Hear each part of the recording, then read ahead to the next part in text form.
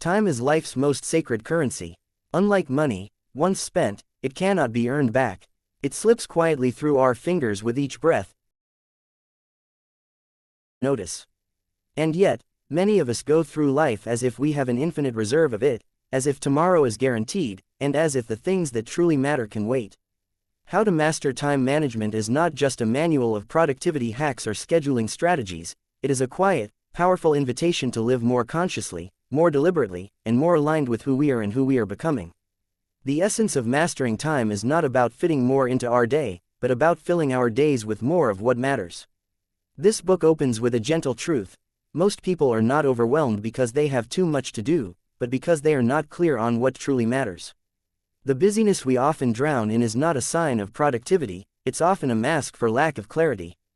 Imagine a painter who tries to use every color on the palette in one chaotic burst instead of choosing the shades that align with her vision. That's what life becomes without intentional time management: noisy, cluttered, and ultimately, unfulfilling. The author begins by urging us to confront our current relationship with time. We are encouraged to reflect on how we spend our days, where our attention flows, and whether our hours are aligned with our deepest values. There is a beautiful anecdote about a man who, after losing his father unexpectedly, begins tracking how often he visits his own children. He realizes that if he continues at his current pace, he'll only see them a few dozen more times before they leave for college. That moment becomes a turning point, not just in how he structures his day, but how he redefines success. It's no longer about the promotions, the meetings, or the inbox zero.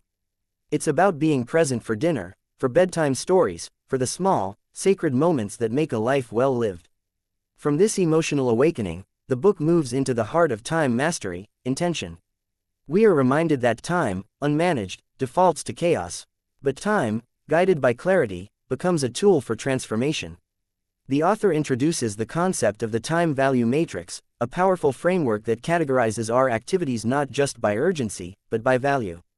High value, non-urgent tasks, like self-care, relationship building, long-term projects, and reflection, are where our lives find meaning. Yet these are often sacrificed at the altar of urgency. Mastering time means reclaiming these quiet, powerful spaces and protecting them fiercely. There is a deep dive into the myth of multitasking. The science is clear: we cannot focus deeply on more than one cognitively demanding task at a time. And yet, so many of us pride ourselves on our ability to juggle. The author shares the story of a high-performing executive who realized, during a sabbatical, that multitasking had not made her more efficient, it had fragmented her attention, diluted her joy, and numbed her presence. Her recovery wasn't just about new habits, but about healing her nervous system from years of overdrive. She began to practice monotasking, giving her full attention to one thing at a time. This simple shift brought profound peace and surprising productivity. The book gently guides us toward the practice of time blocking, not just as a scheduling tool, but as a ritual of self-respect. Time blocking is not about rigidity, it's about honoring your intentions. It's saying, this hour is for creating. This hour is for family. This moment is for rest. And once we begin to live in this intentional rhythm, life begins to feel less like a race and more like a melody.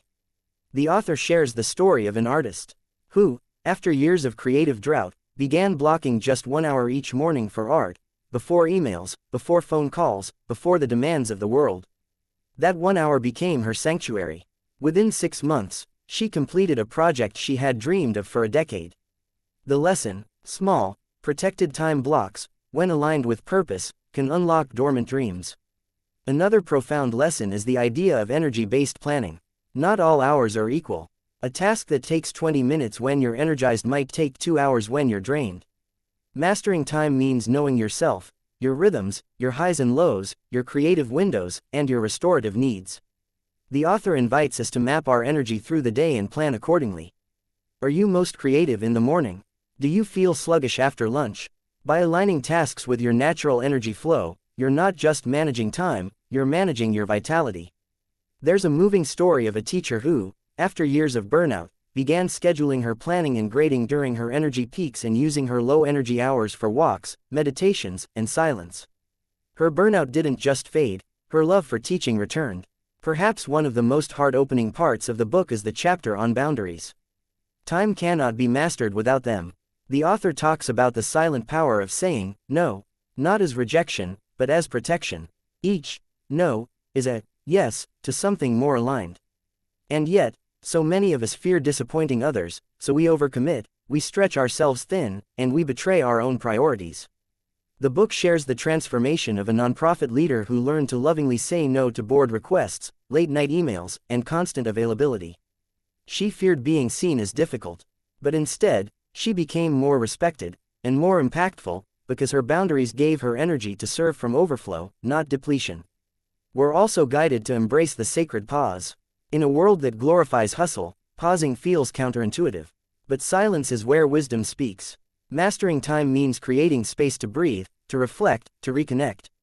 The author suggests a weekly ritual, an hour each Sunday to review the week, celebrate the wins, learn from the misses, and set intentions for the days ahead. This gentle ritual becomes an anchor, a compass, a recalibration. One reader shared how this hour saved his marriage, not because of some magic system, but because he began to show up differently, more present, more thoughtful, more aware. There's also deep emphasis on eliminating time thieves. These are the silent distractions that steal minutes, then hours, mindless scrolling, unnecessary meetings, perfectionism, procrastination. The book doesn't shame us for these habits, instead, it invites us to understand their root. Why do we scroll when we're overwhelmed? Why do we say yes when we mean no? Why do we delay starting the project that matters most? Time mastery, we learn, is an emotional and psychological journey. It's about healing the parts of us that confuse busyness with worth, distraction with relief, delay with safety. One of the most transformative concepts is that of the daily highlight. Each day, we are encouraged to choose one thing, just one, that, if completed, will make the day feel meaningful. It could be writing a page, having a real conversation with a loved one, taking a long walk, or solving a tough problem. This practice cuts through the noise. It grounds us in purpose. It reminds us that a productive life isn't one where everything gets done, it's one where the right things get done. The final chapters are deeply philosophical. The author invites us to look at time not as a resource, but as a sacred trust. We do not know how many years, months, or days we will have, but we do know that we have this moment. And in this moment, we have the power to choose. To choose presence over distraction, clarity over chaos, purpose over pressure. We are reminded of the story of a woman who, after surviving a near-death experience, changed her entire relationship with time. She no longer rushed. She no longer lived for someday. She said yes only when it lit her up. Her life became quieter, slower, and more radiant. Ultimately, how to master time management is not just about getting more done.